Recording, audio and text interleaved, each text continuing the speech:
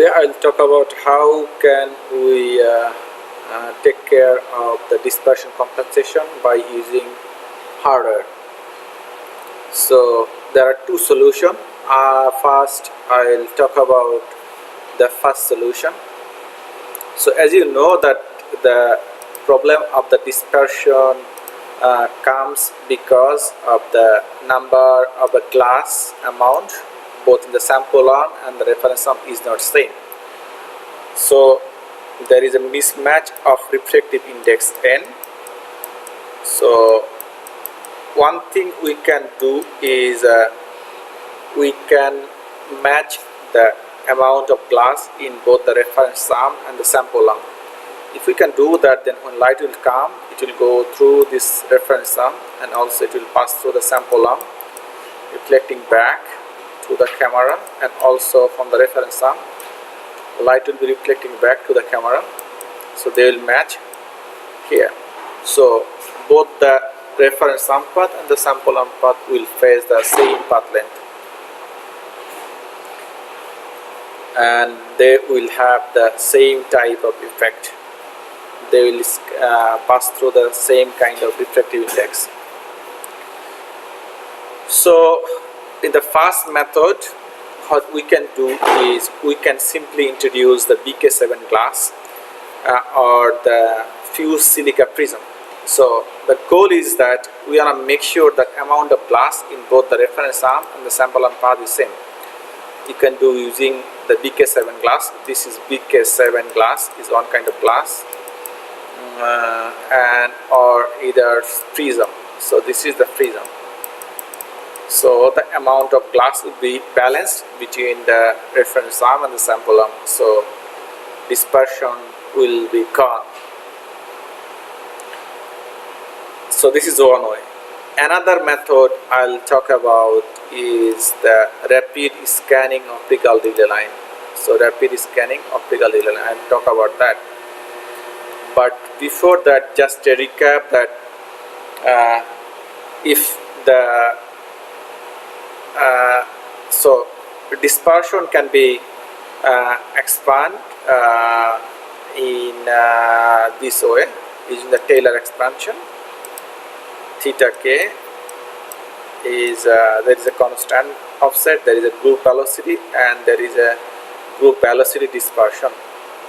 So basically second or the group velocity dispersion can be compensated by changing the length to the grading distance in a rapid scanning optical delay line.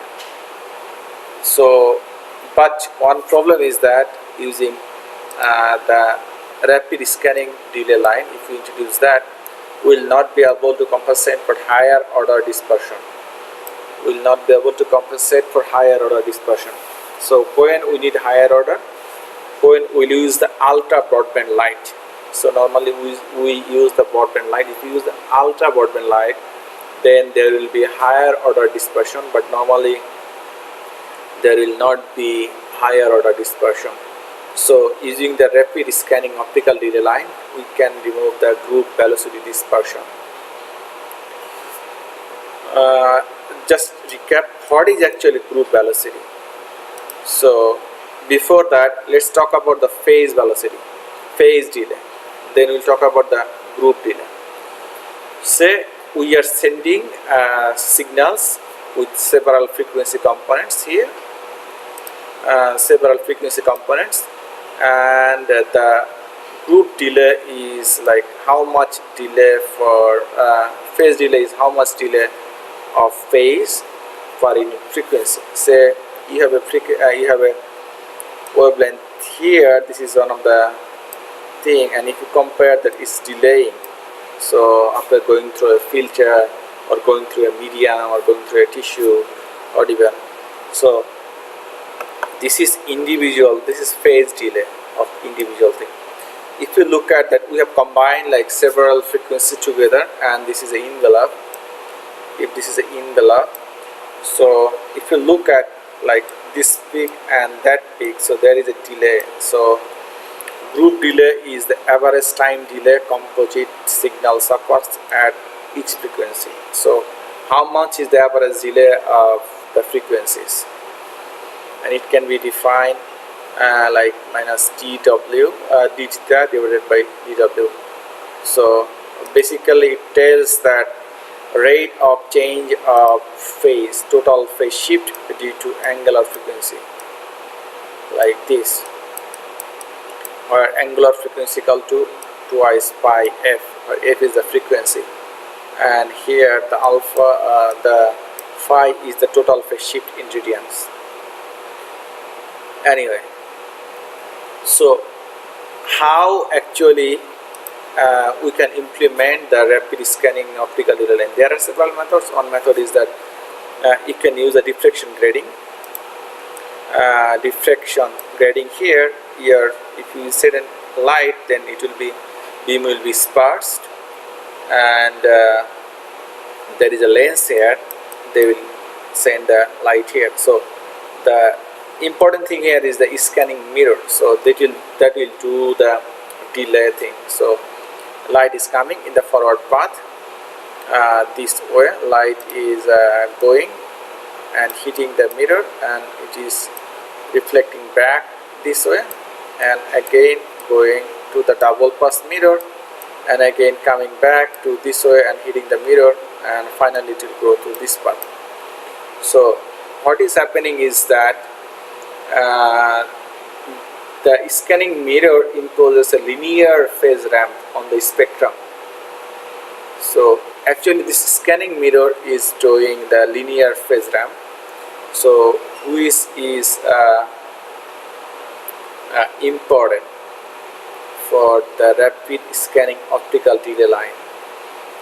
The beam then diffracts in reverse manner from the grating and propagates towards the double pass mirror collinear with the incident beam, collimated and undispersed. And finally, the double pass mirror return the light back through an identical path, that is same path.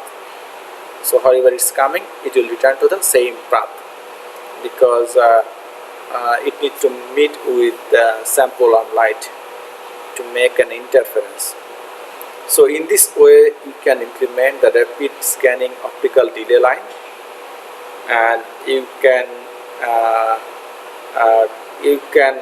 compensate the dispersion compensation. So this is one way to do that. But we can do so ideally we can do combination of both the post-processing and the hardware setup.